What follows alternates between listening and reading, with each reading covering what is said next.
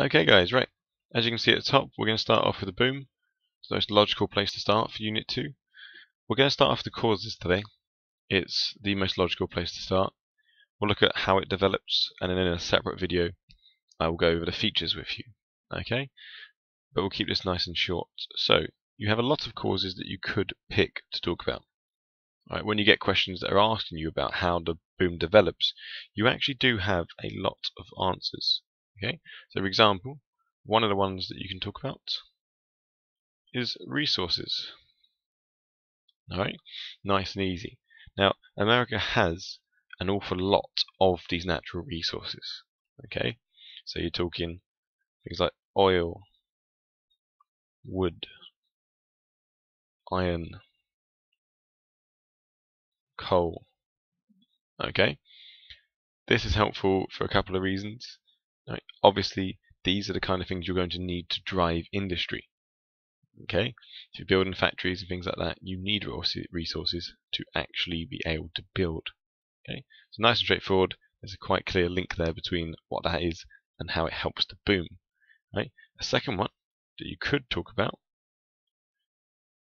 is the impact of World War I. Okay?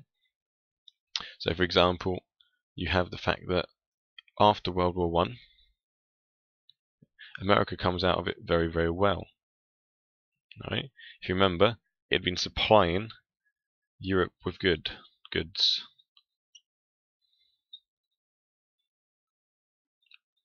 Now obviously, what happened there is the fact that America has made an awful lot of money off of these goods. Okay? Therefore, again, nice clear link, got lots of money, you can use that to put into industry. You also have, which is a little bit trickier for some people, you have the technological change. Okay? Now, this one is obviously the fact that things are starting to develop. Plastics get developed.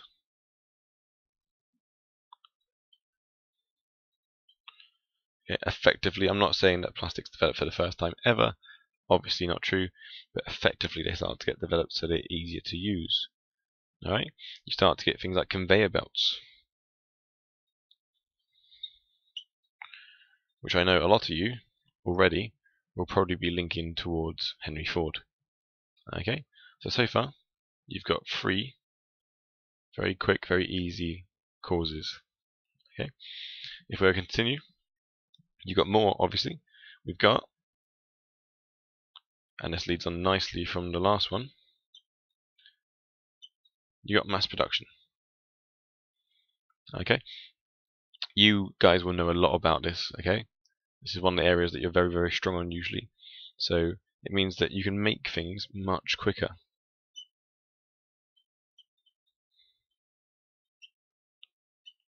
Alright? That is obviously a big plus. Henry Ford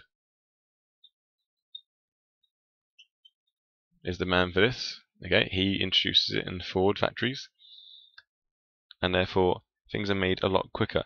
If you have a lot of something, it is worth less. Right? If I have one car, it's worth a lot. Okay, it's very rare. However, I have hundreds of cars, it becomes less expensive. Okay, but we will go into mass production a little bit on its own video. Okay, at the moment we're just going over the causes. Mass marketing is another one.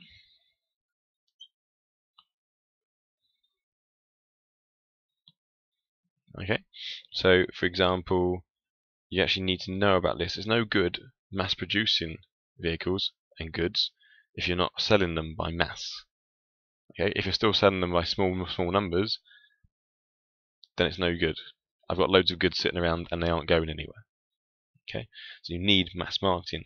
Obviously, by this, they mean advertising. Quite often you get a question about advertising on the exam. Okay, so if you remember, you've got things like billboards, you've got mail order, companies ordering things like that, you've got radio, cinema.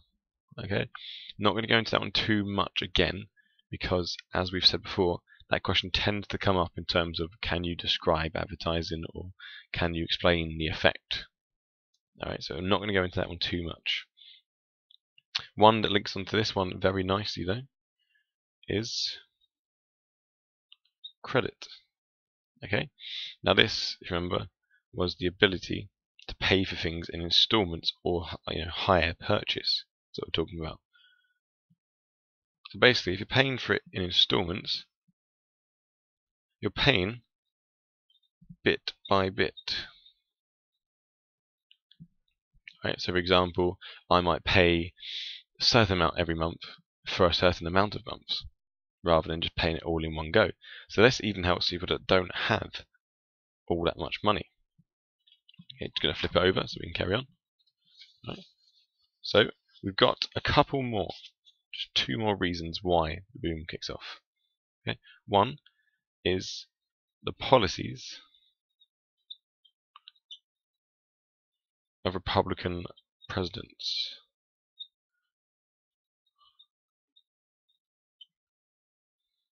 Right?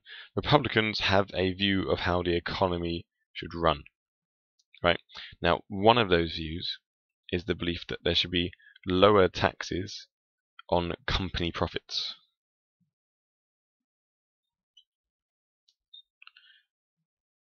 Okay. Obviously allowing companies therefore to make more money. They're giving less of it to the government. And therefore, that means that people can spend more of their money on American goods. They also, and one of our key words that we use an awful lot, I nearly misspelled it hilariously, is tariffs. Now, a lot of you are very good at this one. So they put a high tax on imported goods. So that means, and the example I think I always use, which is weird, is if I wanted to buy a chair from Britain, that chair would cost me an awful lot more than if I wanted to buy a chair from America. And therefore, that makes me buy the chair from America. And lastly, to do with policies, okay, they don't interfere with business. They don't try and control it. Now, the word we tend to use for this is laissez-faire. Okay, the American government tries to stay out of business. It lets business run itself. Okay, which is fine when the economy is doing well, which is what we see during the boom. Everyone's doing well, factories are producing more, people are buying more, everything is going really well. So the last thing, which links to that, is confidence. And that should be a word that's familiar to you. Okay, the American people have an incredible amount of confidence in the American economy. At no point do they think it is going to fail. Okay, you need confidence. If people don't have confidence in your economy, what they're going to do is they're going to hold on to their money. They're not going to buy your goods.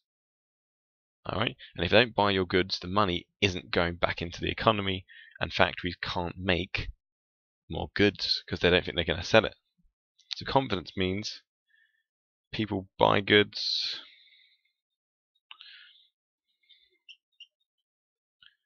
and they invest. Okay, you know that we go onto the stock market, so you see that people invest an awful lot of money into businesses. Okay? And this is vital, because without this, they can't do it. Alright, so that very quickly, in a nutshell, is the causes. Alright, I will put two links in the description to some very good videos about the mnemonic way of remembering the causes, and secondly, what is called the cycle of prosperity, which is what we have pretty much talked about. Alright, the idea that they create more, they spend more, they hire more workers, who spend more money, which means more creation. It is one circle. I will link it to you in the description, so make sure you check it out.